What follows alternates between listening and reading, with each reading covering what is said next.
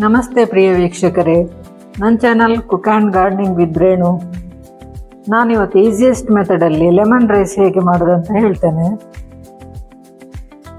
ಇದಕ್ಕೆ ನಮಗೆ biryani rice, cashew, ನೆಲಗಡಲೆ, ಕಡಲೆಬೇಳೆ ಮತ್ತು ಕಾಯಿಮೆಣಸು, ಒಣಮೆಣಸೆಲ್ಲ ಬೇಕಾಗ್ತದೆ.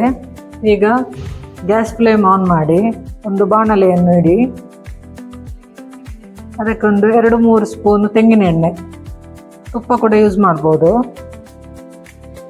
ಇದು ಬಿಸಿಯಾಗುವ ತನಕ ಸಾಸಿವೆ ಒಂದು ಅರ್ಧ ಸ್ಪೂನ್ನಷ್ಟು ರೆಡಿ ಮಾಡಿ ಇಟ್ಕೊಳ್ಳಿ.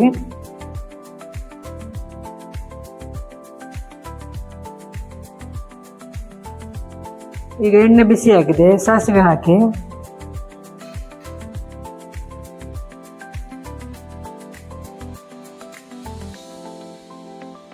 ಸಾಸಿವೆ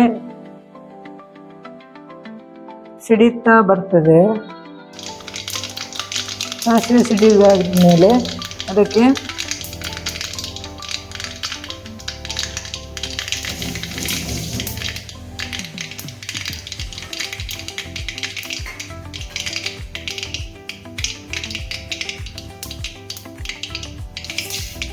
ಈಗ ಕಡಲೆಬೇಳೆ ಒಂದು 2 ಸ್ಪೂನ್ ಹಾಕಬೇಕು.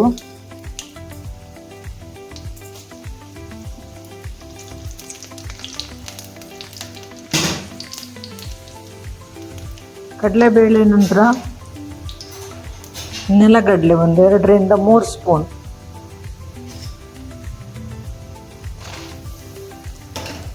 ನಾವೀಗ ಅರ್ಧ ಕೆಜಿಯಷ್ಟು ಬಾಸ್ಮತಿ ರೈಸ್ ಇದ್ದು ಅನ್ನ ಮಾಡಿಟ್ಟಿದ್ದೇನೆ ನಾನು. ಇದು ಸ್ವಲ್ಪ ಸ್ಲೋ ಫ್ಲೇಮಲ್ಲಿ ಹುರಿಬೇಕು.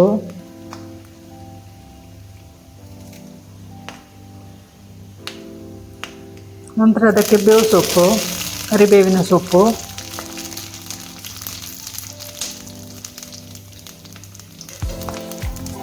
ನಾನು ಆಗಲೇ ಹೇಳಿದಾಗೆ ಅದಕ್ಕೆ ಕಾಯಿಮೆಣಸು, ಒಣಮೆಣಸು ಒಂದು 2-3 ಹಾಕಬೇಕು. ಈ ಒಣಮೆಣಸು ಹಾಗೆಯೇ ಹಾಕಿ, ಕಟ್ ಮಾಡೋದು ಬೇಡ. ಕಾಯಿಮೆಣಸು 2 ಪೀಸ್ ಮಾಡಿ ಹಾಕಿ.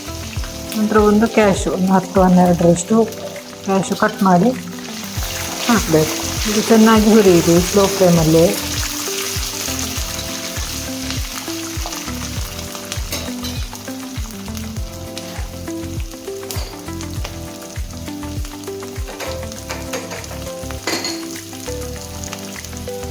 ನಂತರ ಒಂದು ಅರ್ಧ ಸ್ಪೂನಿನಷ್ಟು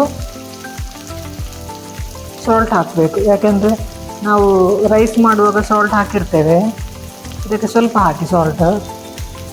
ಸ್ವಲ್ಪ ಅರಶಿನ 1/4 ಸ್ಪೂನ್ನಷ್ಟು. ಇದು ಚೆನ್ನಾಗಿ ಮಿಕ್ಸ್ ಮಾಡಿ.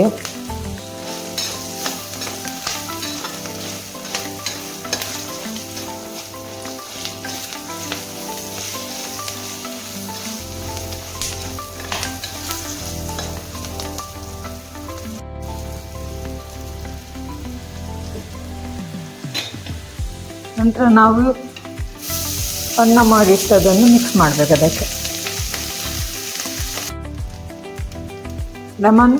ಒಂದು ಲೆಮನ್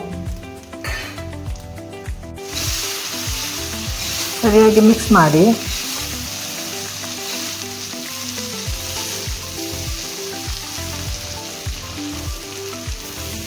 ಇದು ನಿಮಗೆ ಕರ್ಡ್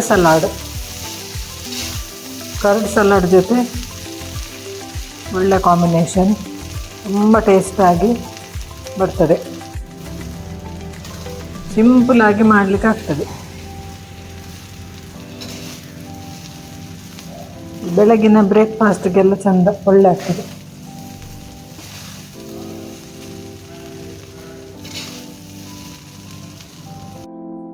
ಈಗ ಇದಕ್ಕೆ ಗಾರ್ನಿಷ್ಗೆ ನೀವು ಕೊತ್ತಂಬರಿ ಸೊಪ್ಪನ್ನು ಹಾಕಿ